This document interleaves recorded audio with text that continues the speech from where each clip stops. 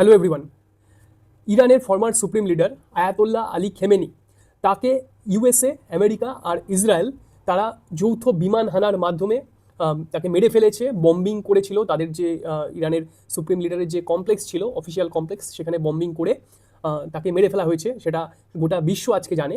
আর তার সাথে আলী খেমেনির সাথে সেখানে অন্তত আরও 40 জন ইরানের শীর্ষ সামরিক কর্তা, পলিটিক্যাল ফিগার, লিডার, তারাও একসাথে উপস্থিত ছিলেন আর তাদেরও মৃত্যু হয়েছে।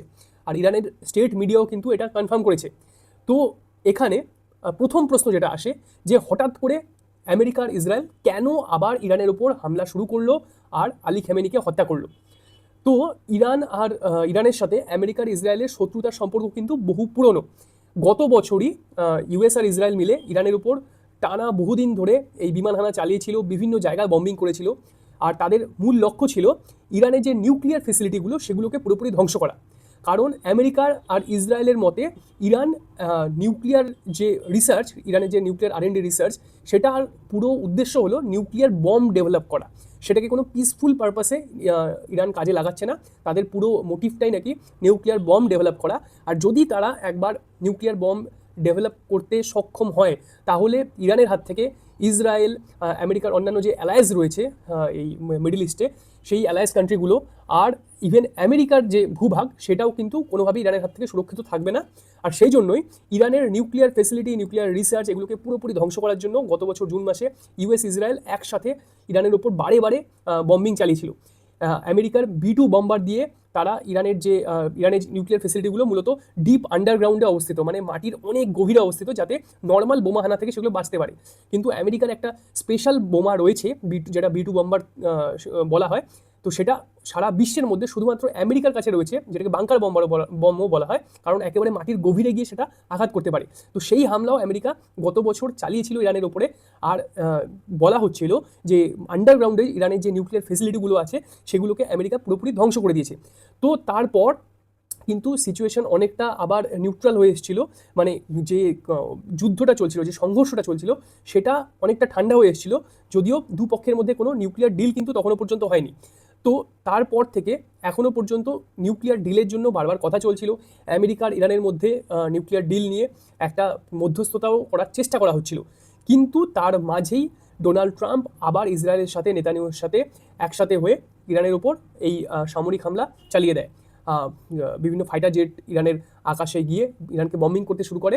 আর জাস্ট কালই খবর আসে গতকাল যে ইরানের সুপ্রিম লিডারকে, আয়াতুল্লাহ আলী খামেনিকে, বম্বিংয়ের মাধ্যমে তারা হত্যা করেছে। ইরানে আমরা জানি যে গত কয়েক মাস ধরে একটা রেজিম চেঞ্জ বা ইরানের যে শাসন ব্যবস্থা রয়েছে সেটাকে পাল্টে ফেলার একটা চেষ্টা চলছিল। ইরানের ভেতরেরই, ইরানের সমাজের কিছু মাধ্যম সেই চেষ্টাটা চালাচ্ছিল। বিশেষত যারা যুবক যুবতী রয়েছে তারা কিন্তু ইরানের এই যে রেজিম, এই যে শাসক, তাদের বিরুদ্ধে কিন্তু ইরানের রাস্তায় নেমে নেমে তারা বিভিন্ন জায়গায় বিরোধ করছিল, বিভিন্ন জায়গায় বিদ্রোহ করছিল।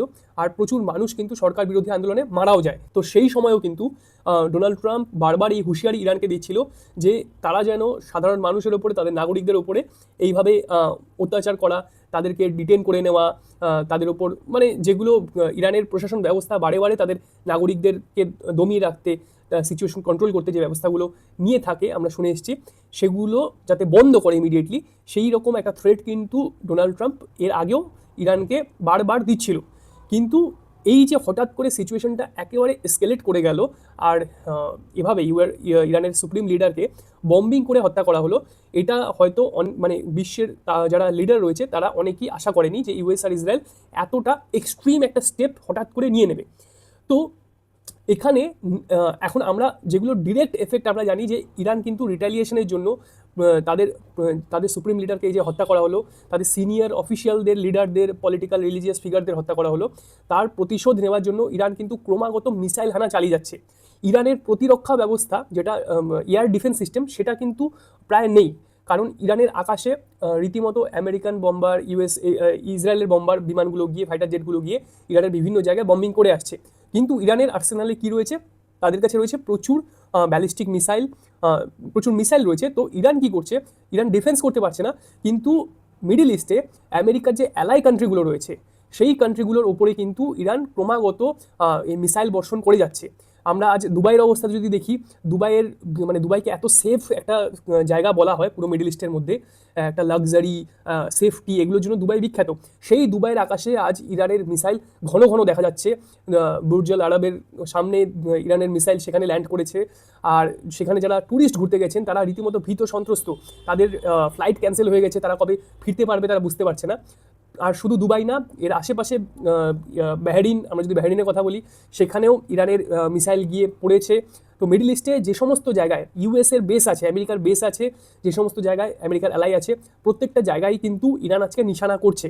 কারণ তাদের সুপ্রিম লিডারকে হত্যা করার পর তারা মনে করছে যে এটা সম্পূর্ণভাবে তাদের রাইট, যে তারা রিটালিয়েট করবে। তো এখন এর আফটার এফেক্টটা কী হতে চলেছে? একটা আফটার এফেক্ট যেটা হতে পারে, যেটা হয়তো হবে খুবই অবশ্যম্ভাবী, যে পুরো বিশ্ব জুড়ে অয়েল প্রাইস সেটা কিন্তু ইনক্রিজ হবে। আমরা যদি দেখি যে ইরানের চারপাশে যে জিওগ্রাফিকটা দেখি, তাহলে সেখানে যে স্ট্রেইট অফ হরমুজ রয়েছে, হরমুজ প্রণালী, যেটা ইরান আর ইউএইর মাঝখানে যে প্রণালীটা, সেই স্ট্রেইট অফ হরমুজ দিয়ে সারা বিশ্বের যে ক্রুড অয়েল গ্যাসের যে ট্রেডিং হয়, তার প্রায় 20-30% সেই হরমুজ স্ট্রেট দিয়েই কিন্তু যায়। তো এই হরমুজ স্ট্রেটে ইরান যদি ক্রমাগত বম্বিং করে সেই স্ট্রেটটাকে বন্ধ করে দেয়, তাহলে পরে কিন্তু অবভিয়াসলি যে তেলের যে 20-30% পুরো ওয়ার্ল্ডের অয়েলের যেটা ট্রেডিং হয়, তার 20-30% মানে সেটা যথেষ্ট একটা সিগনিফিকেন্ট পোর্শন। সেটা যদি কোনোভাবে ব্যাহত হয়, তাহলে সারা বিশ্ব জুড়ে তেলের দাম বাড়বে, আর ইনফ্লেশন বাড়বে, মুদ্রাস্ফীতি বাড়বে। এটা হলো পয়েন্ট নাম্বার 1। সেকেন্ড হলো যে রেড সি এরিয়া, লোহিত সাগর, সেখান দিয়ে সারা বিশ্বের যে ট্রেড, সেই ট্রেডের প্রায় 10-15% ট্রেড লোহিত সাগর দিয়ে, রেড সি দিয়ে হয়ে থাকে। সেই রেড সিতেও ইরানের যে প্রক্সি রয়েছে হাউথিরা, তারা কিন্তু সেখানে বম্বিং শুরু করতে পারে। তো সেক্ষেত্রে যে ইন্টারন্যাশনাল ট্রেড, সেই ট্রেডও এফেক্টেড হবে। ইরান নিজের দেশে নিজের সিটিজেনদের উপরে যথেষ্ট অপ্রেসিং একটা অ্যাপ্রোচ নিয়ে, অপ্রেসিং পলিসি নিয়ে এতদিন রাজ করে এসছে, শাসন করে এসছে, সেটা আমরা সবাই জানি। কিন্তু তাহলেই কি অন্য একটা দেশের এই পাওয়ার চলে আসে যে সে সেই কারণে সেই দেশটার উপর হামলা করে দেবে? অবশ্যই না। কারণ কিছু ইন্টারন্যাশনাল ল থাকে, ইন্টারন্যাশনাল রুল থাকে, সেগুলো সব যেগুলো ইন্টারন্যাশনাল কনভেনশন রয়েছে, সেগুলোকে বুড়ো আঙুল দেখিয়ে ইউএস আর ইসরায়েল যেভাবে ইরানের ওপর হামলা করে ইরানের সুপ্রিম লিডারকে হত্যা করলো, তো এই জিনিসগুলো অবভিয়াসলি অন্যান্য যে অথরিটেরিয়ান কান্ট্রিগুলো রয়েছে, রাশিয়া, চায়না, নর্থ কোরিয়া, তারা কিন্তু এগুলো সব লক্ষ্য করছে। কিছুদিন আগে ভেনেজুয়েলার প্রেসিডেন্টকে ইউএস রাতারাতি সেখান থেকে অ্যারেস্ট করে তুলে নিয়ে এলো। আজ এখন ইরানের সুপ্রিম লিডারকে হত্যা করলো। তো এর থেকে কি বোঝা যাচ্ছে? এর থেকে এটাই বারবার প্রমাণিত হচ্ছে, সাব্যস্ত হচ্ছে যে মাইট ইজ রাইট, মানে যার কাছে শক্তি আছে সে যা খুশি তাই করতে পারে। হিন্দিতে যেই প্রবাদ রয়েছে, জিসকি লাঠি উসকি ভ্যাস, বাংলায় রয়েছে জোর যার মুলুক তার। তো একদম সেরকম আজ ইউএসের কাছে এত অ্যাডভান্সড ডিফেন্স ওয়েপন্স রয়েছে ইউএস আর ইসরায়েলের কাছে, যে তারা সারা বিশ্বের যে কনভেনশনগুলো রয়েছে, ওয়ার কনভেনশনগুলো রয়েছে, ইন্টারন্যাশনাল ট্রিটি ল রয়েছে, সেগুলোর তোয়াক্কা করতে একেবারেই রাজি না। কারণ তারা জানে, তারা যদি ল ব্রেক করে, তাহলে তাদেরকে, ইন্টারন্যাশনাল ল যদি তারা ব্রেক করে, তাহলে তাদেরকে প্রশ্ন করার, তাদের বিরুদ্ধে আঙুল তুলে প্রশ্ন করার আজ এই মুহূর্তে সারা বিশ্বে কোনো দেশ নেই। তবে সেই জিনিসটাকে অন্যান্য দেশের ক্ষেত্রে খাটে না। আজ যদি রাশিয়া ইউক্রেনকে যে অ্যাটাক করেছে 4 বছর হয়ে গেল, রাশিয়াও সেম লজিক দিতে পারে যেটা ইউএস দিচ্ছে, কিংবা নর্থ কোরিয়া, সাউথ কোরিয়াকেও সেম সেই রিজন দেখিয়ে অ্যাটাক করতে পারে। চায়নাও সেম রিজন দেখিয়ে তাইওয়ানকে অ্যাটাক করতে পারে। তো সারা বিশ্বে একটা ভীষণ বাজে, একটা ভীষণ ভয়ঙ্কর প্রেসিডেন্স কিন্তু তৈরি হচ্ছে, যেখানে ইন্টারন্যাশনাল লগুলোর আর কোনো মানে থাকছে না। আর এখান থেকে একটা বিষয় কিন্তু সম্পূর্ণ স্পষ্ট, কেন ইউএস আর ইসরায়েল ইরানকে হামলা করে এরকম পর্যুদস্ত করতে পারলো। কারণ আজকের দিনে ইরানের কাছে নিউক্লিয়ার কোনো বম্ব নেই, নিউক্লিয়ার আর্সেনাল নেই। তারা চেষ্টা করছিল হয়তো বানানোর, কিন্তু যে আলটিমেট রেজাল্ট নিউক্লিয়ার বম্ব, সেটা নেই। কাদের কাছে নিউক্লিয়ার বম্ব আছে? রাশিয়ার কাছে আছে, চায়নার কাছে আছে, নর্থ কোরিয়ার কাছে আছে। তো ইউএস কি এদেরকে হাত লাগাতে পারবে?